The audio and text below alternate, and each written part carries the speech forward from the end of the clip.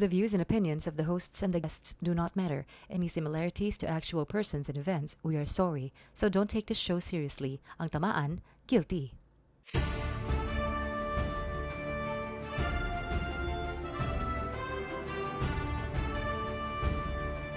Good evening, I'm Cesar Castic. And I'm Jazz Kidding. And welcome to News ko po. Para sa ating headlines, marami ang nareklamo sa naganap na SONA ni Pangulong Duterte. Kaya naman pare-pariwanag sa atin kung ano ang SONA, na ito si Professor Jo Malabo for your information. Thank you. I'm Professor Jo Malabo from Harvard University. For your information, the first SONA, or the State of the Nation address, was made by Manuel L. Quezon in 1935 before the National Assembly. Among those who made the SONA, Ferdinand Marcos made 20 SONA, the largest number made by a single president. Sergio Osmeña, in contrast, had one. Among the officially recognized presidents who did not make a single SONA is Emilio Aguinaldo and Jose Laurel. The SONA is traditionally held annually. The president's speech had been delivered in English until 2009 when it was last delivered in the same language. Benigno Aquino III was the first president to deliver the presidential speech in Filipino. He used the Filipino in all of his 6 speeches from 2010 to 2015. The longest speech was made by Ferdinand Marcos in 1969 with a total of 29,335 words. In contrast, Doria Macapagal Arroyo's speech made in 2005 was the shortest, with only 1,551 words. That's all for today. Once again, I'm Professor Jo Malabo for your information. Back to you. Parang mas may sense pa si Professor Joma kesa...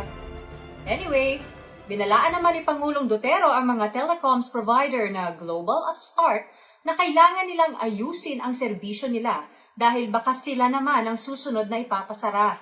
Sinubukan namin kausapin ang mga representative ng Global at Start Telecoms pero ito lang ang nakuha naming message. The number you dialed cannot be reached. Please try again later. Samantala, simula pa lang ng SONA ay agad na binira ni Pangulong Duterte si Senator Trilon dahil sa komento nito about political dynasty. Dahil dito, nagalit ang mga DDS o diehard Duterte supporters kay Senator Trilon, kaya naman naglabasan ang sangkatutak na memes na natutulog ito sa Senado. Sinubukan namin kausapin si Senator Trilon, pero napag-alaman namin na natutulog pa ito. O ayan ha, may balita kami sa oposisyon. Ayos ba mga ka-DDS? Sa ibang balita naman, balak na pagpalit sa Sampaguita bilang pambansang bulaklak, mukhang matutuloy na. Napag-alaman namin na ang grupong Gumamela ang gustong pumalit sa Sampaguita bilang pambansang bulaklak. Kaya daw dapat palitan ang Sampaguita dahil minsan daw ay hindi ito puti, kung hindi dilawan. Sumagot naman ang Sampaguita na wala daw alam si Gumamela kundi ihalo lang sa sabon para may panlobo ang mga bata. Nag-react naman si Senator Tito Toto sa pahayag ng bansang Malaysia na ang Sabah ay sa kanila, hindi sa Pilipinas. Sinabi ni Senator Tito Toto na ang Sabah ay sa Pilipinas dahil dito lang may bananak yung gawa sa Sabah. Nang narinig ito ng bansang Malaysia, ito ang kanilang naging reaksyon. Basta ako, ang alam ko, saging lang ang may puso. Pinaliwanag naman ni spokesperson Larry Roque na mali ang pagkakaintindi sa statement niya na Metro Manila will be a living experiment. Pool testing daw ang ibig niyang sabihin. Ang pool testing daw ay testing kung mapo-fool niya ang mga tao sa pinagsasasabi niya. Hindi naman sangayon sa pagbabalik ng death penalty si Senator Nancy Binoy hanggang hindi daw naayos ang judicial system ng bansa. Bakit daw ibabalik ang death penalty? Madami daw namamatay ng mga Pinoy dahil sa COVID-19. Sumang-ayon naman dito si COVID-19 na hanggang ngayon ay masamang-masama ang loob dahil hindi pa rin siya priority ng gobyerno. Naku, nagtatampo na si COVID-19. Sa showbiz, madami naman ang nagulat sa pahayag ng kapamilya actor na si Alger Abrelata nang tinanong kung ano ang masasabi niya sa ABS-CBN shutdown. Sinabi ng kapamilya actor na it's beyond me. Their fight is their fight. Madami ang nagulat dahil kapamilya pala siya at taga-artista pa. Sa sports, sa wakas, tinalo rin ng Pilipinas ang China. Hindi nga lang sa basketball o hindi nga lang sa volleyball, pero sa padamihan ng COVID-19 cases. Dahil dito, inaalam pa namin kay spokesperson Larry kung paano niya isa-celebrate ang pagkapanalong ito.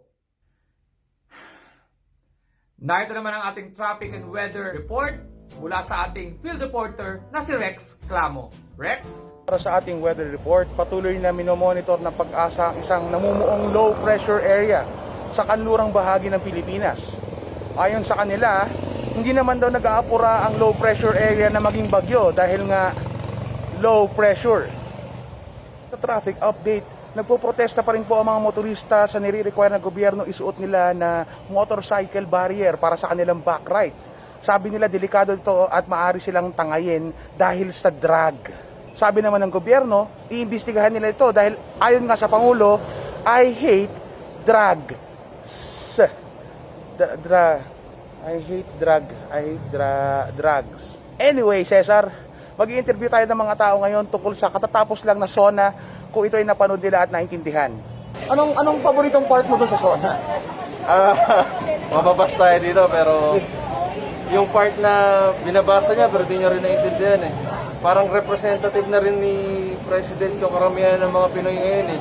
We read a lot of things we don't really understand eh. Ano bang pwedeng gawin sa SONA para ma-improve siya? With yung SONA, actually informative siya. Yung mga ibang napanood kong SONA, informative siya. Pero yung this time kasi parang I didn't have the urge to watch it. Kasi parang feeling ko paulit-ulit na lang yung sinasabi ni President. Although I have nothing against him, pero feeling ko kasi paulit-ulit, napaka-repetitive na.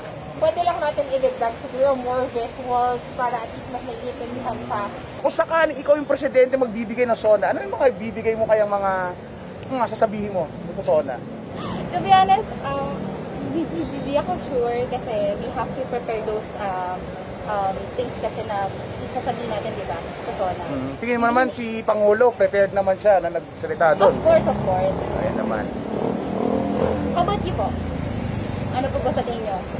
Hindi ko na alam, pero awkward na itong interview, so i-end natin. Base sa ating interview, makikita naman natin na kakaunti lang ang nakapanood ng SONA.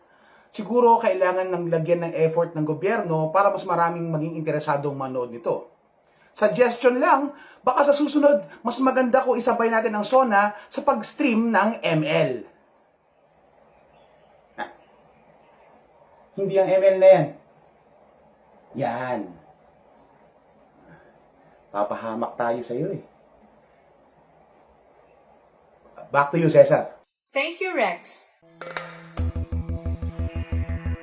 We have naman our international worldwide world overseas correspondent, Felingera, for the international news.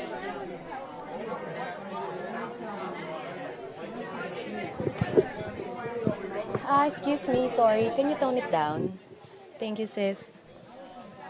Hi, I'm Felingera, your international overseas worldwide world correspondent, and I am here inside the Moderna Laboratory in Cambridge, Massachusetts. Moderna Laboratory's experimental coronavirus vaccine built immunity in monkeys and protected them from becoming infected.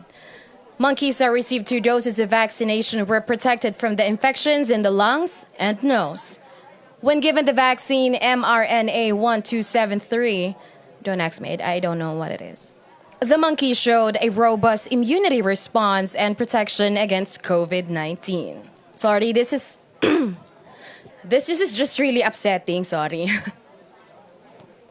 I just remembered my ex-boyfriend. Oh. My ex-boyfriend was an animal. He's a monkey. You know, he cheated on me when we were used to play mang unggoy-ungguyan. You know what that is? Yeah. Aside from cheating on me on unggoy-ungguyan, my boyfriend also cheated in our relationship. You know, I was really hurt. And it is just so unfair that right now, he's getting the vaccine first. Sorry. I think it's just so unfair. But you know, I love him. So, just in case there's a vaccine already, please come back to me. I love you.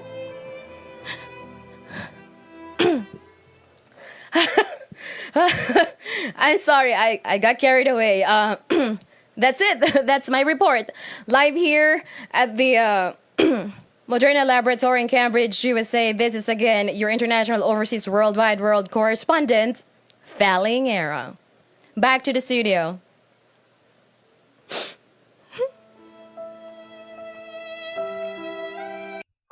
Thank you, Feli. And now we have with us our resource person. Please welcome Attorney Catherine Distor. Good evening, everyone. I am Kat Distor and I am a Senior Associate at CALLEJA Law Office. Maraming salamat, Attorney Kat Distor, at muling pinaunlakan mo ang aming imbitasyon, the return of the comeback. Kaya naman, sisimulan na natin to. Mainit na mainit ang pag-uusapan natin. Ito ang unang tanong, ano ba ang cyber libel? Ang cyber libel po, sa madaling sabi, ay paninirang puri sa pamamagitan ng media, internet, o computer system o sa kaparehong kaparaanan.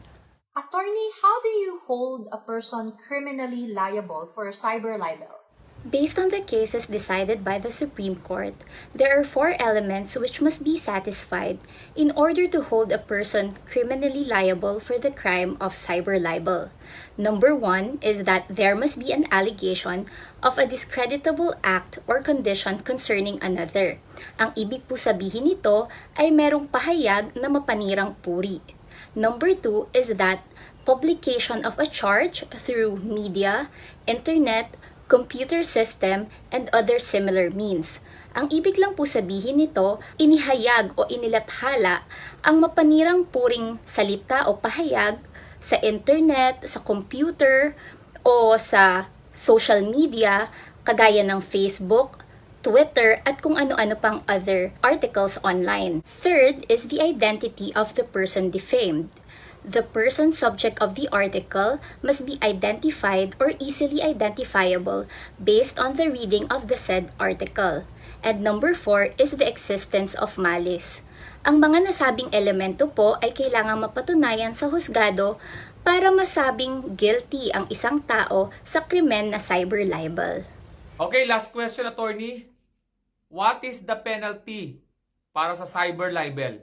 Ang kaparusahan po para sa cyber libel ay pagkakakulong, the duration of which is prisión mayor in its minimum period, which is from 6 years and 1 day to 8 years, and in its medium period, which is from 8 years and 1 day to 10 years.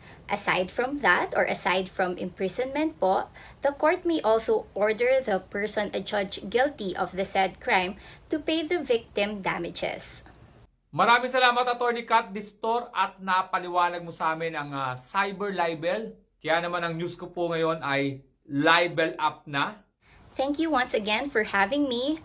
Good night and God bless. And that's it for tonight. But before we end, we leave you with this message from Attorney Howie Calleja.